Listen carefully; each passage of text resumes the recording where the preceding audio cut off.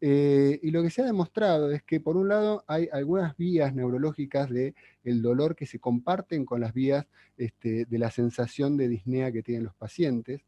Y me parece muy relevante este dato. Se han hecho entrevistas a personas que estaban cursando con una causa de dolor agudo severo, por ejemplo, por poner un ejemplo, una pancreatitis aguda, imaginemos, y cuando se les agrega a esa causa de dolor una causa de disnea, de falta de aire, de sensación de falta de aire, por ejemplo, no sé, supongamos un distrés respiratorio agudo, un derrame pleural, en el caso de una pancreatitis, la gente cuando la encuestan relata sentirse mucho peor cuando tiene disnea.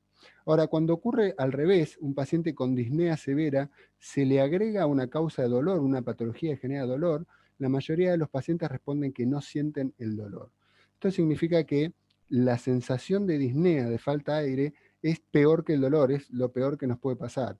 Y por ende, esta responsabilidad que tenemos como profesionales de salud de tratar de evitar que nuestros pacientes se sientan así, me parece que es muy relevante y que particularmente la ventilación mecánica, fíjense lo que nos dijeron tanto Gustavo Pandikov como Fabián Caro, cómo cambió la vida en el mundo, en la medicina humana, la terapia intensiva.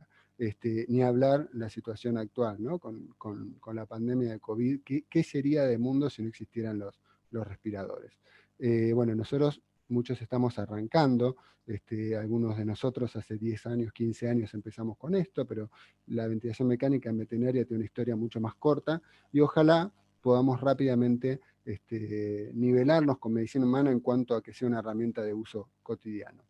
Fíjense, este es un capítulo del libro Critical Care, que es de referencia para la mayoría de los que hacemos cuidados críticos en veterinaria. Hay un capítulo específico que habla de pacientes sufriendo en la unidad de cuidados intensivos y nos muestra esta pirámide de necesidades fisiológicas.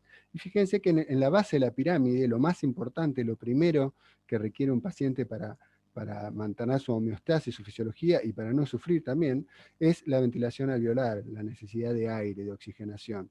Y que esto, la señal de alerta de que algo está fallando aquí, se manifiesta con la disnea.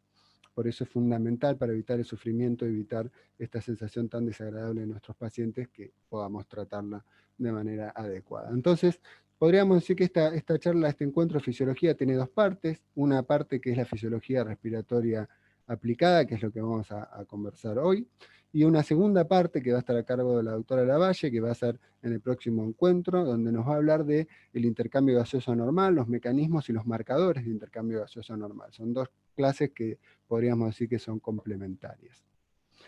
Así que bien, como ustedes saben, la ventilación espontánea ocurre básicamente porque hay un gradiente de presión que permite que el aire ingrese desde la boca hacia el alvéolo pulmonar por justamente una diferencia de presión.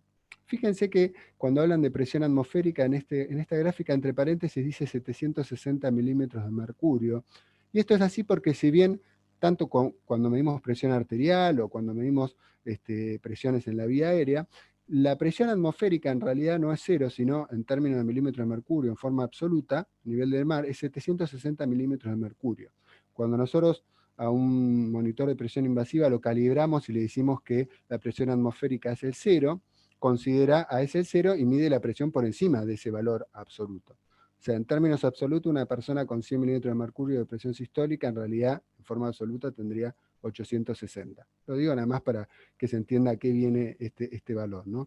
Pero bueno, lo que ocurre en una ventilación espontánea normal, básicamente, es que el diafragma desciende fundamentalmente, la ventilación en reposo es diafragmática, los músculos intercostales internos aumentan también el diámetro de caja torácica, en condiciones de reposo casi no participan, y eso genera que la presión alveolar, que normalmente es cero, se vuelva negativa, o sea, la presión pleural, que ya de por sí es negativa, se hace más negativa, supongamos pasa de -3 a -5, -6, -7 milímetros de mercurio o centímetros de agua, y eso hace que la presión alveolar de cero se vuelva negativa. Vamos a hablar en centímetros de agua, supongamos -3, -4 centímetros de agua. Entonces tenemos un gradiente de presión entre la boca y el alvéolo que permite que el aire entonces pase en condiciones normales, y cuando llega a la zona de intercambio gaseoso, los sacos alveolares, los conductos alveolares, aquí ocurre la hematosis y los defectos en el intercambio gaseoso es lo que van a hablar en detalle en el próximo encuentro.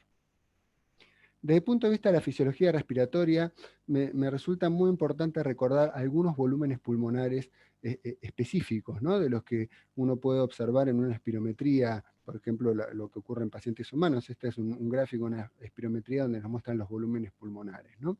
Entonces vamos a hablar de volumen corriente o volumen tidal, que como ustedes saben es el volumen de aire que entra y sale en una inspiración y expiración pasiva normal.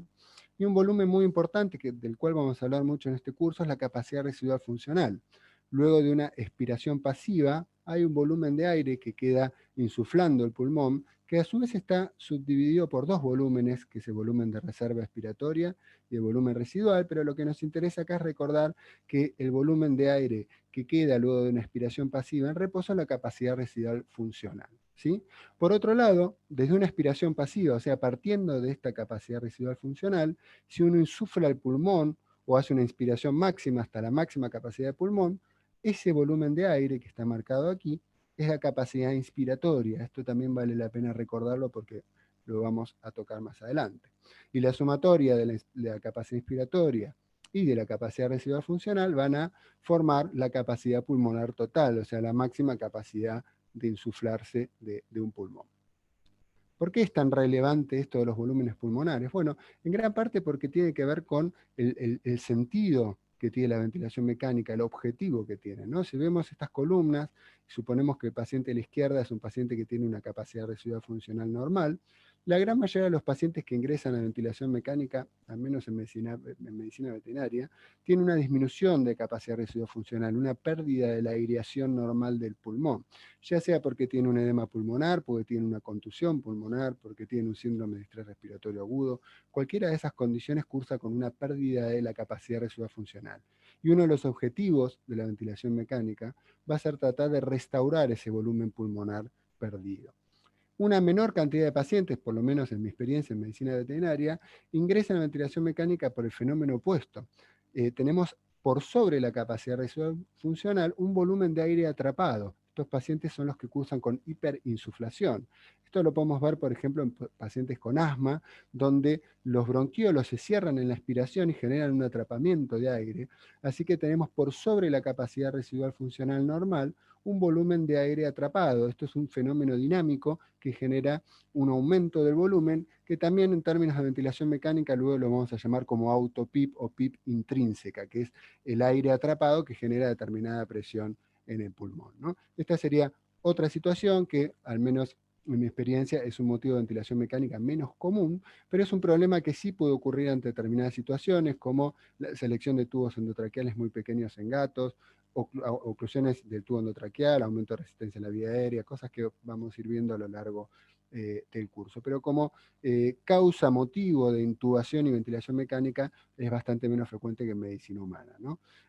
Por otro lado, tenemos perros con broncomalacia severa, que muchas veces se benefician mucho de la PIP, porque esos bronquios que pierden su estructura cartilaginosa, la PIP le da un soporte mecánico y mejoran mucho, pero es difícil luego desconectarlos. Bueno, cosas que iremos discutiendo, ¿no? Pero a grosso modo podríamos decir que la ventilación mecánica busca en un paciente como el de la izquierda, con esa tomografía donde se ven áreas de consolidación y de vidrio esmerilado, donde hay una clara pérdida de volumen pulmonar, restaurar y aumentar su capacidad residual funcional que está perdida y que está generando estas áreas colapsadas, zonas de shunt, que ya luego lo van a ver con María del Carmen. Y por otro lado tenemos, mucho menos frecuentemente, al menos en mi experiencia, pacientes como la tomografía de la derecha, donde tenemos una disminución de la atenuación o de la densidad pulmonar debido al atrapamiento aéreo. Esa es una tomografía de una persona con EPOC y enfisema.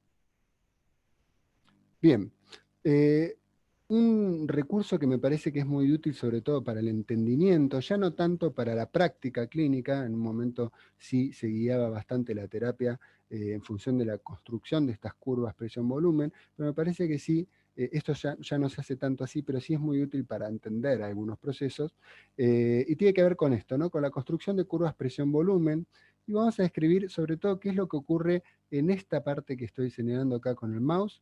Tengo entendido que se ve el mouse, después si me lo pueden corroborar. Perfecto. Bien. ¿Qué es lo que ocurre en la rama inspiratoria? Estas curvas presiones-volumen, presión-volumen, se han construido en la historia típicamente con una técnica que se llama la superjeringa, que básicamente es eso, es una jeringa enorme donde uno insufla el pulmón con distintos volúmenes en forma progresiva y de esa manera va registrando